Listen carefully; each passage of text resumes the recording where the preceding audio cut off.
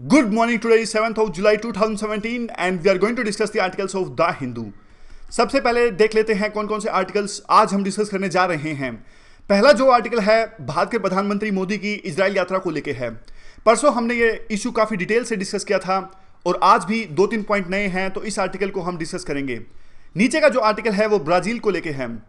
Brazil में फिलहाल के जो प्रेसिडेंट हैं माइकल टेमर, उन पे करप्शन के चार्जेस लगे हैं और काफ़ी विरोध हो रहा है इस चीज़ का। तो सिर्फ एक एसेंस जानेंगे हम इस आर्टिकल की। बीच का जो आर्टिकल है एंशिएंट मोन्यूमेंट्स और जो आर्कियोलॉजिकल साइट्स हैं उनके रखरखाव को लेकर इंपॉर्टेंट आर्टिकल है, इसे भी हम डिस्कस करेंगे। नीचे जो आर्टिकल है यूएस ने सीरिया के अंदर में ईरान का जो एक ड्रोन है वो मार गिराया। फिर से नई तरह की टेंशंस क्रिएट हो गई हैं मिडिल ईस्ट में अंदर में, तो इस इशू को भी हम डिटेल से डिस्कस करेंगे। यहां पे जो आर्टिकल है आज फ्राइडे है, तो क्या जीएम क्रॉप्स यानी जेनेटिक मॉडिफाइड क्रॉप्स का हमें यूज करना चाहिए या नहीं करना चाहिए, हर तरह के व्यू डिस्कस किए गए हैं, लेफ्ट, राइट और सेंटर। तो डिटेल से इस आर्टिकल पे हम चर्चा करेंगे। इसके अलावा दो बहुत इंपॉर्टेंट आर्टिकल्स आज हम डिस्कस करेंगे, एक एनजीटी को लेके और दूसरा जो आर्टिकल है इंडिया और चाइना के बीच में टेंशंस जो क्रिएट हुई हैं, स्टैंड ऑफ चल रहा है डोकलाम सेक्टर में, वह उस इशू को भी हम डिस्कस करेंगे। चलिए शुरुआत करते हैं। सबसे पहले जो हमारे देश के प्रधानमंत्री ने अभी इजराइल की विजिट की, कौन कौन से एग्रीमेंट्स साइन किए, क्या कुछ निकल के आया उस विजिट से, वो हम एक बार डिस्कस कर लेते हैं। ये परसों हमने सब कुछ डिस्कस किया था कि 70 सालों में पहले हमारे भारत के प्रधानमंत्री की ये पहली विजिट है और 1950 में हमने इजराइल को रिकॉग्नाइज किया था, लेकिन डिप्लोमेटिक रिलेशंस इस्टेब्लिश किए सिर्फ 1992 के अंदर में। इस पूरी विजिट पे भारत के प्रधानमंत्री और इजराइल के प्रधानमंत्री की एक अच्छी बॉन्डिंग देखने को मिली और काफ़ी सारे सेक्टर्स में एग्रीमेंट साइन किए, जैसे वाटर, एग्रीकल्चर, स्पेस, साइंस और टेक्नोलॉजी। लेकिन इन चीज़ों में कुछ भी नया नहीं है, पहले भी कोऑपरेट हम कर ही रहे थे। और लेकिन डिफेंस सेक्टर की बात करें तो देखिए आपको पता होगा कि वन ऑफ द लार्जेस्ट जो डिफेंस आर्म्स है उसका इंपोर्ट करता है इंडिया इजराइल से। और लेकिन जो एक नया एग्रीमेंट हुआ है वो साइबर सिक्योरिटी को लेके हुआ है। जो इजराइल है वो काफ़ी स्ट्रॉन्ग है साइबर सिक्योरिटी के अंदर में। और मैं आपको एक एग्जांपल देना चाहूँ तो जब ईरान अपने न्यूक्लियर प्रोग्राम को बढ़ा रहा था यानी न्यूक्लियर रिसर्च कर रहा था, 2010 के आसपास की ये बात है, यूएसए और इजराइल ने मिलके एक वायरस अटैक किया ईरान के उन कंप्यूटर्स पे जो न्यूक्लियर रिसर्च में लगे हुए थे। तो इस अटैक से जो ईरान का न्यूक्लियर रिसर्च का जो प्रोग्राम था वो कई महीनों के लिए डिले हो गया। तो इजराइल जो है वो काफ़ी स्ट्रॉन्ग है और इंडिया काफ़ी कुछ सीख सकता है इजराइल से साइबर सिक्योरिटी की बात करें तो। उसके अलावा स्ट्रेटेजिक पार्टनरशिप भी अनाउंस हुई इंडिया और इजराइल के बीच में। स्ट्रेटेजिक पार्टनरशिप काइंड ऑफ एक डिप्लोमेटिक जार्गन वर्ड है और कुछ खास इसका प्रॉपर डेफिनेशन है नहीं। कुछ लोग कहते हैं कि स्ट्रेटेजिक पार्टनरशिप का मतलब होता है पॉलिटिकल, इकोनॉमिक, डिफेंस, कल्चर, हर तरह के सेक्टर्स में कोऑपरेट करना। इवन कई बार कुछ लोग ये भी कहते हैं कि मुश्किल भरी परिस्थितियों में, डिफिकल्ट सर्कमस्टांसिस में देश एक दूसरे का साथ देंगे, जैसे फॉर एग्जांपल वार जैसी सिचुएशन। लेकिन ऐसा कुछ है नहीं। आजकल तो इंडिया स्ट्रेटेजिक पार्टनरशिप जो है वो कई ऐसे देशों के साथ भी साइन करने लगा है, जिससे इस वर्ड की जो अहमियत है वो काफ़ी कम हो गई है। जैसे एग्जाम्पल के तौर पर रवांडा के साथ में भी इंडिया ने स्ट्रेटेजिक पार्टनरशिप साइन करी है। तो रवांडा कैसे हमारा साथ देगा किसी वार में। तो आगे हम जो व्यू डिस्कस करते हैं वो पैलेस्टीन का एंगल डिस्कस करते हैं। आखिरकार काफ़ी सालों के बाद में इंडिया ने अपनी जो पॉलिसी है इजराइल और पैलेस्टीन को लेके उसको डीहाइफनेट कर दिया है। पहले क्या होता था, जब भी भारत के प्रधानमंत्री या फिर जो इजराइल के प्रीमियर्स मिलते थे, तब हमेशा भारत के प्रधानमंत्री या राष्ट्रपति थे वो पैलेस्टीन के प्रीमियर से भी मिलते थे। जैसे उदाहरण के तौर पे अगर मान लीजिए यूएस में इंडिया और इजराइल के प्रधानमंत्री की बात होती है, इंडिया के प्रधानमंत्री और इजराइल के प्रधानमंत्री की मुलाकात होती है, तो इंडिया हमेशा साथ लेके चलता था इजराइल को भी, और निश्चित रूप से पैलेस्टीन के प्रेसिडेंट से भी मुलाकात होगी भारत के प्रधानमंत्री या राष्ट्रपति की। लेकिन अब इंडिया ने इस पॉलिसी को डीहाइफनेट कर दिया है। मोदी ने अब इनसे तो मुलाकात करी इजराइल के प्रधानमंत्री से, लेकिन वो पैलेस्टीन नहीं गए। तो काफ़ी सालों से जो हमारा स्टैंड चला आ रहा था पैलेस्टीन के मुद्दे पर, वो भी कुछ उसमें कुछ डाइल्यूशन देखने को मिला। एग्जाम्पल के तौर पर जॉइंट स्टेटमेंट्स दी गई दोनों देशों के प्रीमियर्स के द्वारा, उसमें एक छोटा सा पैराग्राफ था जिसमें कहा गया था कि इजराइल और पैलेस्टीन की पीस प्रोसेस को लेके, लेकिन उसमें इस बात पे बल नहीं दिया गया, जो यूएन के जो रेजोल्यूशंस हैं यानी 2 स्टेट का जो निर्माण होना है उस चीज़ पे फोकस नहीं किया गया। और इस बात को भी नहीं कहा गया कि एक बहुत ज़्यादा आवश्यकता है कि जो टास्क हैं, जो बातचीत है, उसको फिर से स्टार्ट किया जाए। 2 महीने पहले ही जब मोहम्मद अब्बास हमारे देश की विजिट पे आए थे, मोहम्मद अब्बास पैलेस्टीन के प्रेसिडेंट है, जब हमारे प्रधानमंत्री मोदी ने ये सब बातें कही थी, लेकिन अब इन सब बातों को जगह नहीं मिली जॉइंट स्टेटमेंट के अंदर में। वे फॉरवर्ड क्या है, देखिए भारत की हमेशा ऐसी इमेज रही है इंटरनेशनल स्तर पे कि भारत हमेशा मोरल और आइडियल स्टैंड लेता है। तो इंडिया को कम से कम एक प्रकार से कहना चाहिए था इजराइल को कि वो पीस प्रोसेस को फिर से स्टार्ट करे। ये बात बिल्कुल सही है कि एक प्रैग्मेटिज्म की आवश्यकता है फिलहाल के सिनेरियो में, और वही इंडिया ने किया। इजराइल के साथ इंडिया रिलेशंस मजबूत कर रहा है, इसमें कुछ भी गलत नहीं है। लेकिन हमेशा जो पहले इंडिया पैलेस्टीन को साथ लेके चलता था, इंडिया को अपना स्टैंड जो है उसको कमजोर नहीं करना चाहिए। अब एग्जाम्पल के तौर पर देखिए, इवन यूएस के प्रेसिडेंट वो भी जो आए थे अभी इजराइल के विजिट पे, उन्होंने भी विजिट किया था पैलेस्टीन के अंदर में। तो इंडिया को अपने इस स्टैंड को विचार करना चाहिए कि क्या वास्तव में इंडिया को आवश्यकता है कि अपने इस स्टैंड को कमजोर करे, या फिर से अपनी जो पहले की जो पॉलिसी है हमेशा पैलेस्टीन या इजराइल को एक साथ लेके जो चलने वाली, उसको फिर से स्टार्ट करें। क्वेश्चन किस प्रकार से आ सकता है? क्वेश्चन इंडिया और इजराइल के मुद्दे पे हमने 2-3 क्वेश्चंस पहले अटैम्प्ट किए हैं, लेकिन ये जो क्वेश्चन आ सकता है वो स्पेशली पैलेस्टीन के मुद्दे पे आ सकता है। क्या आपको लगता है कि जिस प्रकार से इंडिया की जो क्लोजनेस है, नज़दीकियां हैं, वो इजराइल के साथ बढ़ रही हैं, तो क्या इससे इंडिया का स्टैंड कमजोर हो रहा है? जो इंडिया का स्टैंड है पैलेस्टीन के मुद्दे पे, 2 स्टेट का जो इंडिया का जो हमेशा से स्टैंड रहा है, और क्या ये चीज़ इंडिया के इंटरेस्ट में है या फिर इस पूरे रीजन के सेल्फ इंटरेस्ट में है? आपको क्रिटिकली एनालाइज करना है, क्रिटिकली कॉमेंट करना है इस बात पर। अगला जो आर्टिकल है ब्राज़ील को लेके है। ब्राज़ील में जो अभी के प्रेसिडेंट है माइकल टेमर, उन पे करप्शन के चार्जेस लगे हैं। उन्होंने किसी कंपनी से रिश्वत ली, और इससे पहले जो ब्राज़ील के प्रेसिडेंट थी जो डिल्मा रूसेफ, इन पे भी करप्शन के चार्जेस लगे थे। महाभियोग यानी इम्पीचमेंट किया गया था इनके खिलाफ में। तो सिचुएशन है वो काफ़ी इनस्टेबल है अभी ब्राज़ील के अंदर में।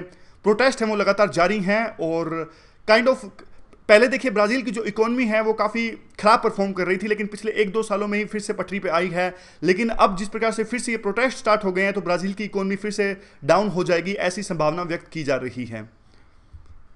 अगला आर्टिकल है, ये इंपॉर्टेंट है। एंशिएंट मोन्यूमेंट्स और आर्कियोलॉजिकल जो हमारी साइट्स हैं उनकी प्रिजर्वेशन को लेकर ये आर्टिकल है। अभी क्या रूल है? एक रूल है अभी कि जो ये हमारी पहले की जो प्राचीन काल की जो मोन्यूमेंट्स होते हैं या फिर आर्कियोलॉजिकल साइट्स होती हैं, उनके 100 मीटर के दायरे में कोई भी कंस्ट्रक्शन नहीं हो सकती। जैसे उदाहरण के तौर पे मैं आपको बताऊं, यहाँ पे ये ताजमहल है, इसके सर्कल के ताजमहल के 100 मीटर के दायरे में कोई भी कंस्ट्रक्शन नहीं हो सकती। ऐसा कहा गया है ancient monuments and archaeological sites and remains act 1958। फिर क्या दिक्कत है?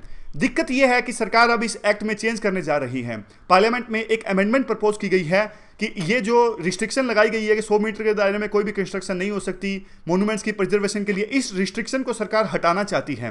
क्या तर्क दिया जा रहा है सरकार के द्वारा?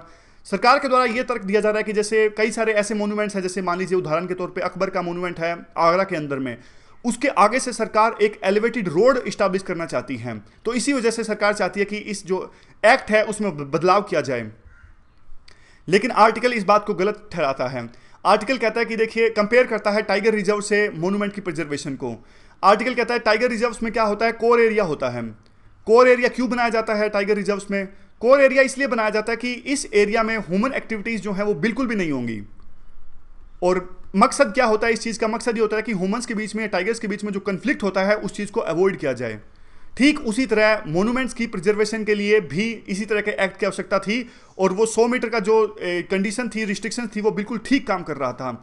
लेकिन अब सरकार ने जो प्रपोजल दिया है वो कहीं ना कहीं इनकी सिक्योरिटी को खतरे में डाल देगा। जिस प्रकार से टाइगर्स की जो संख्या है, जनसंख्या है, वो काफ़ी कम हुई है पिछले कुछ सालों में, उसी प्रकार से मोन्यूमेंट्स हैं वो वैसे तो देखिए 5 लाख अनप्रोटेक्टेड या इंडेंजर्ड मोन्यूमेंट्स हैं, लेकिन अभी सिर्फ 3650 ऐसे मोन्यूमेंट्स हैं जो सरकार, जो कंट्री के द्वारा प्रोटेक्ट किए जा रहे हैं। तो काइंड ऑफ जो बाकी मोन्यूमेंट्स हैं तो वो तो अपने भरोसे हैं। अब कौन से इश्यूज जुड़े हैं मोन्यूमेंट्स की प्रिजर्वेशन को लेके? काफ़ी बार ऐसा देखने को मिलता है, या तो गवर्नमेंट्स या फिर कुछ इंडिविजुअल्स वो इंक्रोचमेंट कर देते हैं, यानी मोन्यूमेंट्स के एरिया को अपने कब्जे में ले लेते हैं, अपनी जो व्यावसायिक या दूसरी एक्टिविटीज स्टार्ट कर देते हैं वहाँ पे। और कई बार आपने देखा होगा कि जो पुरानी तरह की जो जगह हैं वहाँ पे तो लोग ताश खेलते मिलते हैं। आगे क्या है देखिए, जो बेसिक मैन पावर है, आर्कियोलॉजिकल सर्वे ऑफ इंडिया के द्वारा ये बार बार कहा जाता है कि जो बेसिक मैन पावर या स्टाफ होना चाहिए ताकि हम मोन्यूमेंट्स की सुरक्षा कर सकें, जो आर्कियोलॉजिकल साइट्स हैं उनकी सुरक्षा कर सकें या फिर प्रॉपर ऑडिटिंग कर सकें। हमारे पास प्रॉपर स्टाफ नहीं है उतना, और पॉलिटिशियंस उन लोगों को भी बचाते हैं। जब भी कोई जो आर्कियोलॉजिकल सर्वे ऑफ इंडिया या अथॉरिटीज जो हैं वो कार्रवाई करती हैं तो पॉलिटिशियन के द्वारा संरक्षण दिया जाता है एंक्रोचर्स को और कार्रवाई से बचाया जाता है। सिर्फ कोर्ट्स ही अभी तक ऐसी जो हमारे देश में इंस्टीट्यूशन है जो मोन्यूमेंट्स की सुरक्षा को लेकर, उनकी प्रोटेक्शन को लेकर बार बार ऑर्डर देती हैं। तो इस पूरे इशू पे जो कल्चर मिनिस्ट्री है उनका क्या रोल है? कल्चरल मिनिस्ट्री का देखिए रोल तो ये होना चाहिए था कि वो पूरे इस इशू पे और सरकार को कहे कि नहीं, मोनूमेंट्स की जो सुरक्षा है वो खतरे में पड़ जाएगी, वो खराब हो जाएंगे। लेकिन इसके ठीक उलट जो मिनिस्ट्री ऑफ कल्चर है वो तो क्लियरिंग हाउस का काम कर रही है। वो तो सरकार को कह रही है कि हाँ भाई ऐसा कर दीजिए, ठीक है।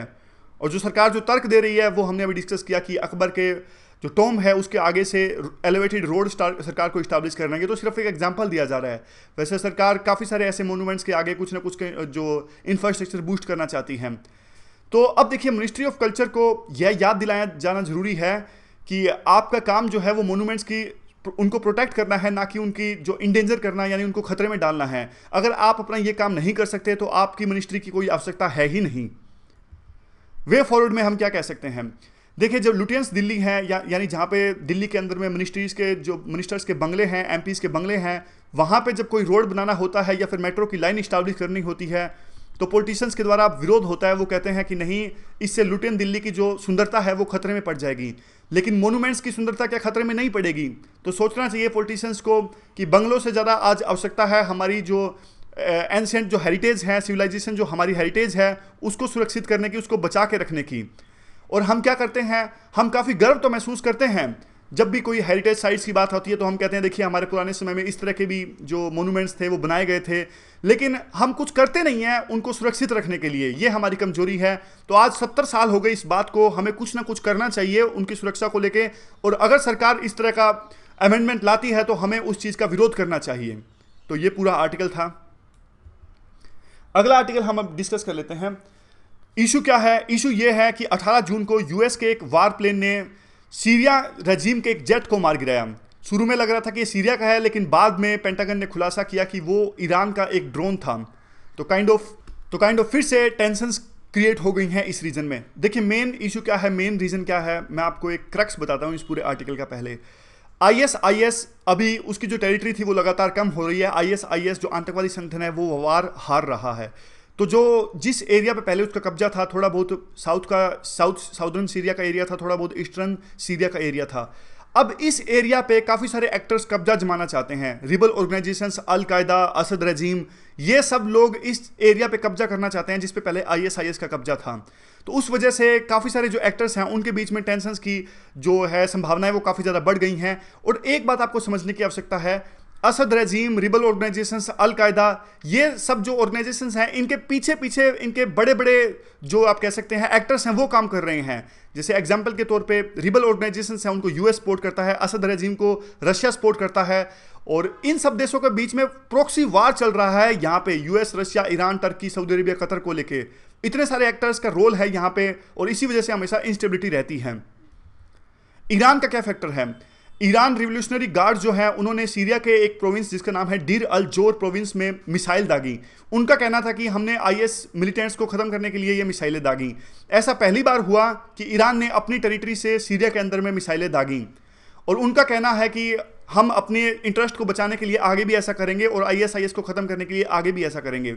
लेकिन पेंटागन यानी यूएस का ये कहना है कि हम अपने इंटरेस्ट को बचाने के लिए, यानी सीरियन रिबल्स को बचाने के लिए, जो जिसको यूएस काफ़ी लंबे समय से ट्रेनिंग दे रहा है, कुछ किसी भी हद तक जाने को तैयार हैं। तो उनका कहने का मतलब, उनका सिग्नल साफ साफ है कि वो ईरान से लड़ने को भी तैयार हैं सीरियन रिबल्स को बचाने के लिए, उनके इंटरेस्ट को बचाने के लिए।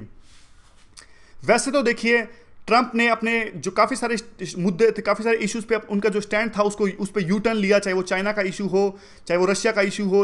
लेकिन ईरान को लेके उनकी पॉलिसी में काफ़ी कंसिस्टेंसी है। अभी भी वो ईरान के खिलाफ में काफ़ी सारी स्टेटमेंट्स देते हैं। और ईरान देखिए अपने आप को एक रीजनल पावर की तरह प्रोजेक्ट कर रहा है। काफ़ी सारे डॉलर्स की सहायता की, असद रजीम को बचाया उन्होंने। दो जो इंपॉर्टेंट सिटी है, एक एलेप्पो और दूसरा डीर अल जोर, दोनों जो बड़ी सिटीज़ हैं इनको आईएस मुक्त करवाने में ईरान ने एक अहम योगदान निभाया। तो ईरान जो है अपने आप को एक रीजनल पावर की तरह प्रोजेक्ट कर रहा है। और सिया क्रेसेंट उभर के आ सकता है अगर सीरिया में जो ईरान का थोड़ा बहुत डोमिनेंस इस्टेब्लिश हो सकता है। तो उस क्रेसेंट ये होता है, देखिए चांद की तरह शेप होती है, ये देखिए यहाँ पे, ये इस पूरे एरिया में सिया है। तो ये सारे जो देश हैं वो हैं ईरान, इराक, सीरिया, लेबनान। तो अगर मान लीजिए ये इस पूरे रीजन पे, इस पूरे चांद की शक्ल में जो ये पूरा रीजन है, यहाँ पे अगर ईरान की डोमिनेंस इस्टेब्लिश हो जाती है तो ना इससे बल्कि यूएस जो एडमिनिस्ट्रेशन है वो नाराज होगा, बल्कि जो सऊदी अरेबिया भी इस बात से खुश नहीं होगा। वे फॉरवर्ड में क्या कह सकते हैं हम? देखिए सिचुएशन जो है वो काफ़ी टेंस है, थोड़ी भी प्रोवोकेशन किसी भी तरफ से एक मेजर वार में तब्दील हो सकती है। तो काफ़ी ध्यान रखने की आवश्यकता है जो भी एक्टर्स यहाँ पे हैं कि शांति से जो भी हो, नेगोशिएशन से इस पूरे जो रीजन पे विवाद है सीरिया रेजीम पे या फिर किसी भी मुद्दे पे उसको शांति से ही सुलझाया जाए।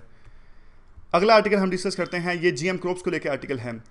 दीपक पेंटल ये सेंटर व्यू को आगे करेंगे, अरुणा रोड्रिग्स ये लेफ्ट व्यू को आगे करेंगे, जीएम क्रॉप्स को नहीं यूज करना चाहिए, और शिवेंद्रा बजाज ये कहेंगे कि जीएम क्रॉप्स को यूज करना चाहिए। तो पहले अरुणा रोड्रिग्स क्या कहती हैं वो डिस्कस कर लेते हैं। पॉइंट्स तो देखिए वही निकल के आते हैं, हमने पहले भी जीएम क्रॉप्स के मुद्दे को डिस्कस किया है, काइंड ऑफ पुराने पॉइंट्स को भी हम रिवाइज करेंगे और नए पॉइंट्स जो है उनको भी हम इस डिस्कशन में ऐड करते हैं। पॉइंट्स यही है कि जो जीएम क्रॉप्स हैं इनके हिसाब से अनहेल्दी हैं और कैंसर जैसी समस्याएं हो सकती हैं। अब इस पॉइंट को इन्होंने 3 पैराग्राफ में बताया है, कोई कैलिफोर्निया यूनिवर्सिटी की रिसर्च को बताया है, किसी और को बताया है। पॉइंट सिर्फ एक ही बनता है, चाहे आपको इस पॉइंट को चाहे आप 10 पेजेस में डिस्क्राइब कर लीजिए या 100 पेजेस की किताब बना दीजिए, इस पॉइंट पे हमें सिर्फ एक ही पॉइंट लिखना है, हमें डायमेंशंस ज़्यादा बतानी है। तो काइंड ऑफ ये है कि अनहेल्दी है, कैंसर जैसी समस्याएं इससे हो सकती हैं। प्रोडक्टिविटी बढ़ेगी जीएम क्रॉप से, ऐसा कहा जाता है। जो लोग जीएम क्रॉप्स को सपोर्ट करते हैं, लेकिन ऐसा एग्जेजरेशन है, काफ़ी बढ़ा चढ़ा के बताया जाता है।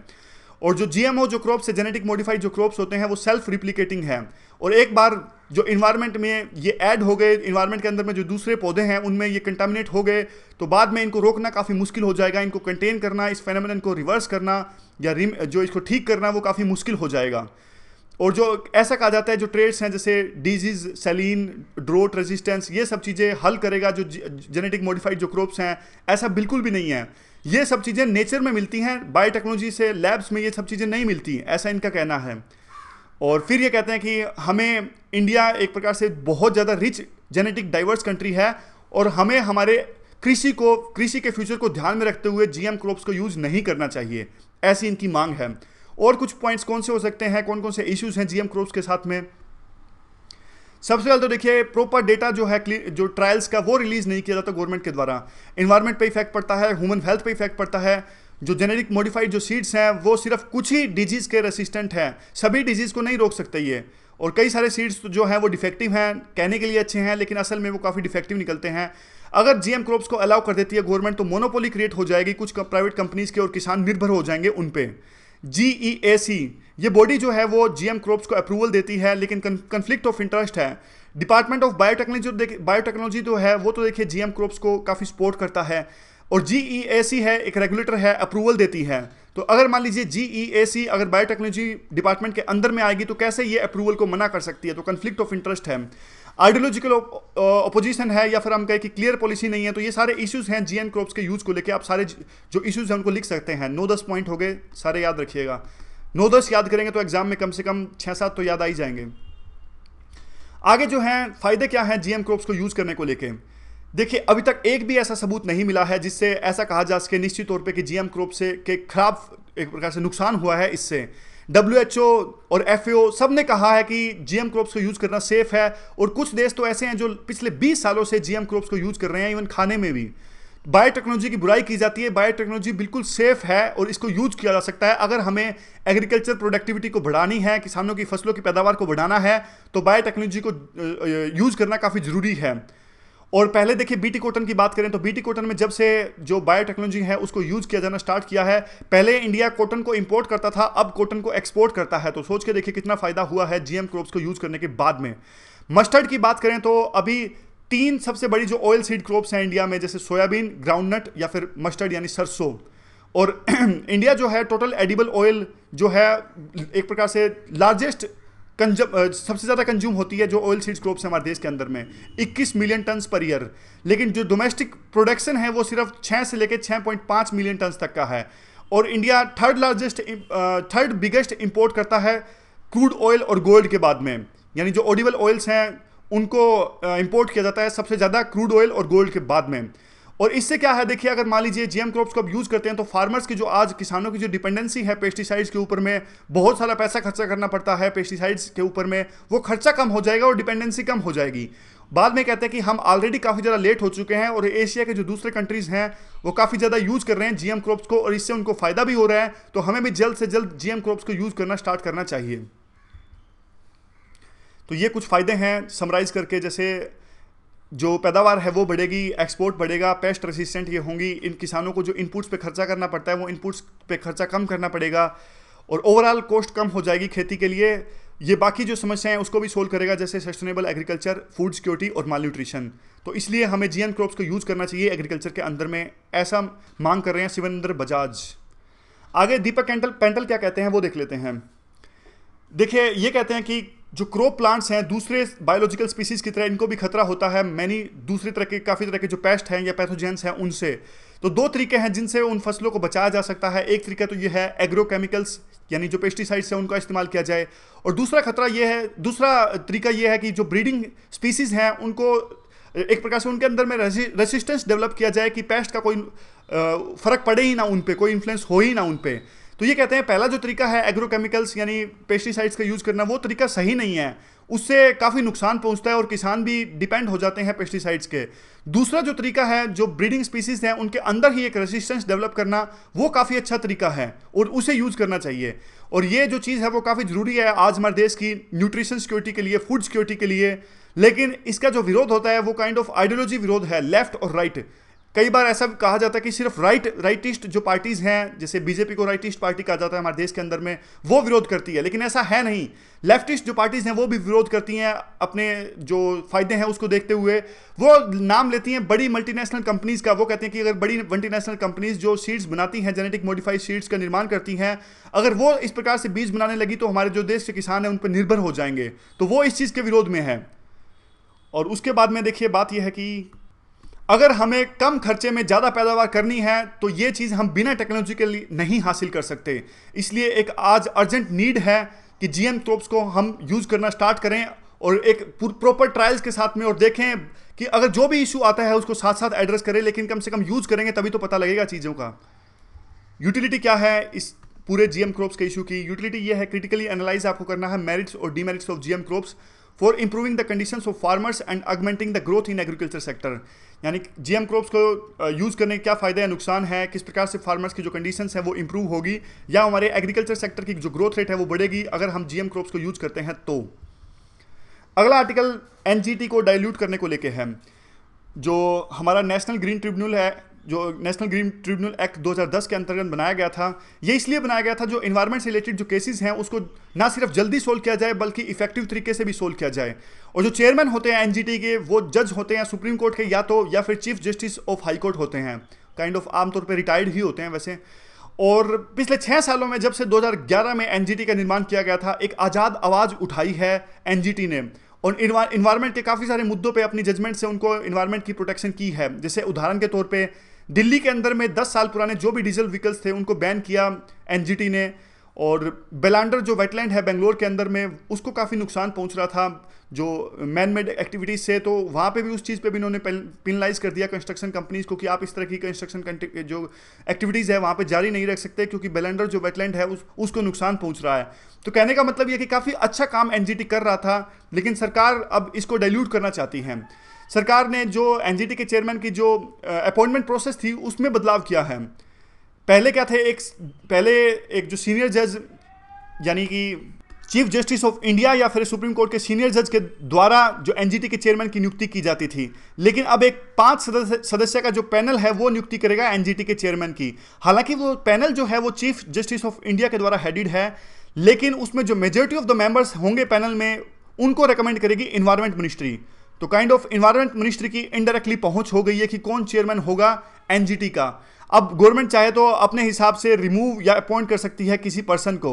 अब देखिए अब इस तरह की बात हो गई तो कोई भी जज तो लगना नहीं चाहेगा, क्योंकि जज जो होता है वो काफ़ी एक प्रकार से सेंसिटिव होते हैं। अभी उनको इम्पीच करना होता है तो प्रॉपर इम्पीचमेंट पास करना पड़ता है, लेकिन अब इस तरह की पावर्स अब गवर्नमेंट के पास में आ गई है कि उनकी अपॉइंटमेंट प्रोसेस या रिमूवल प्रोसेस, तो कोई जज आसानी से तैयार नहीं होगा एनजीटी का चेयरमैन बनने के लिए। तो कोई ब्यूरोक्रेट ही अब चेयरमैन बनेगा एनजीटी का। तो ब्यूरोक्रेट चेयरमैन बनेगा तो वो जिस इफेक्टिवनेस से डिसीजंस दिए जाते थे एनजीटी के द्वारा वो इफेक्टिवनेस अभी नहीं आएगी, तो काइंड ऑफ जो ये बॉडी है वो डाइल्यूट हो जाएगी, ऐसा आर्टिकल कह रहा है। उसके अलावा गवर्नमेंट ने क्या किया कि जो टीएस सुब्रमण्यम कमेटी का गठन किया था, जो इन्वायरमेंट लॉज है उनके ऊपर में अपनी रिपोर्ट देने के लिए, उनको चेंज करने के लिए, रिकमेंडेशंस देने के लिए, तो उन्होंने भी यही कहा था कि जो एनजीटी ट्रिब्यूनल है उसकी पावर्स में चेंज किए जाने की आवश्यकता है।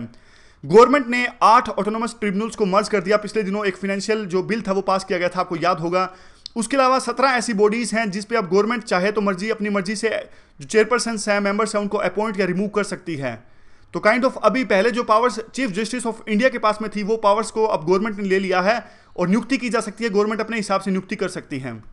अगला आर्टिकल, इंडिया और चाइना के बीच में जो डोकलाम एरिया है वहां पे स्टैंड ऑफ पैदा हो गया है, तो उसको लेके ये आर्टिकल है। ये देखिए यहाँ पे डोकलाम का एरिया है और ये सिक्किम है, यहाँ पे ये चाइना का एरिया है जहाँ पे अभी मैं मार्क कर रहा हूँ। तो क्या हुआ है, कंटेक्स्ट क्या है? कंटेक्स्ट आपको पता है कि इंडिया और चाइना की जो सेना है वहाँ पे इस एरिया में आमने सामने है। शुरुआत कैसे हुई थी इस पूरे विवाद की?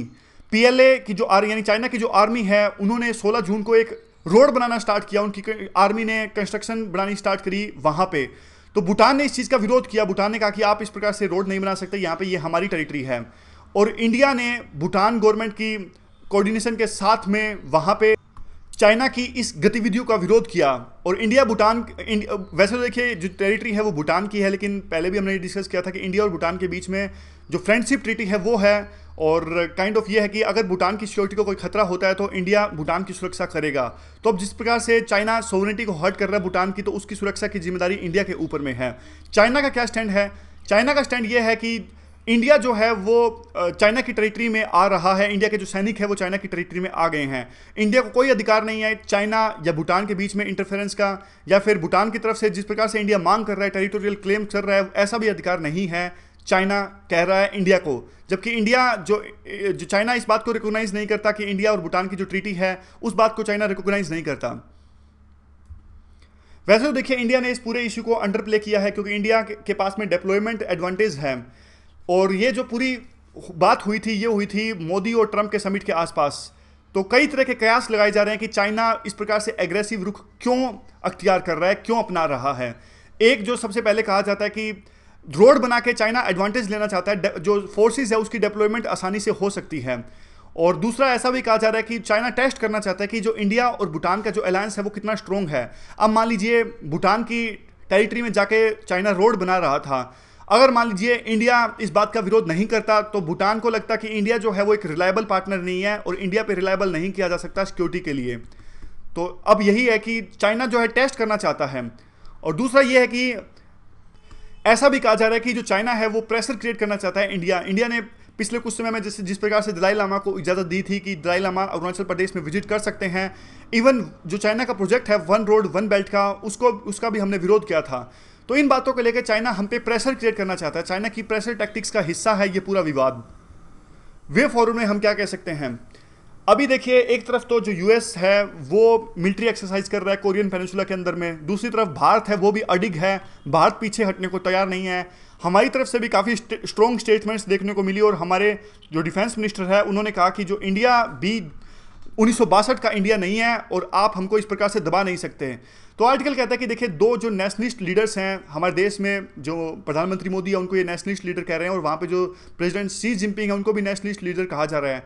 तो आर्टिकल मांग करता है कि दोनों जो नेशनलिस्ट लीडर्स हैं उनको सम्मानपूर्वक ढंग से इस पूरे इश्यू का समाधान निकालना चाहिए और अफोर्ड नहीं कर सकते। दोनों देश की अच्छी तरक्की है, अच्छी इकोनॉमिक ग्रोथ है, अगर किसी भी तरह की टेंशन्स क्रिएट होती है इन दोनों देशों के बीच में तो पूरा रीजन्स जो है वो इनस्टेबल हो जाएगा। अब एग्जाम्पल भी देते हैं, जैसे इस तरह का एग्जाम्पल हम ऐसे में यूज कर सकते हैं। कंक्लूजन में ये कहते हैं कि देखिए इस तरह के विवाद को शांति से सुलझाए जाने की आवश्यकता है। और फर्स्ट वर्ल्ड वार जो हुआ था वो सिर्फ एक गोली से स्टार्ट हुआ था। एक गोली मतलब जो ऑस्ट्रिया के जो प्रिंस थे उस समय उनका असैसिनेशन हुआ था और आरोप लगा था सर्बिया पे। तो फिर पूरे ग्रुप्स में डिवाइड हो गया था ये पूरा इशू। ऑस्ट्रिया की तरफ से टर्की, जर्मनी ये सब लोग आ गए थे और सर्बिया की तरफ से रशिया, और रशिया का बाद में जो एग्रीमेंट्स थे कई देशों के साथ में जैसे यूके, फ्रांस। तो काइंड ऑफ जो फर्स्ट वर्ल्ड वार था सिर्फ एक गोली से यानी एक असैसिनेशन से स्टार्ट हुआ था। तो एक गोली इस पूरे विवाद को बहुत आगे ले जा सकती है। तो काइंड ऑफ सिर्फ इस तरह का रिटोरिक हम यूज कर सकते हैं कंक्लूजन में। तो आज के डिस्कशन में बस इतना ही। Thank you very much for discussion.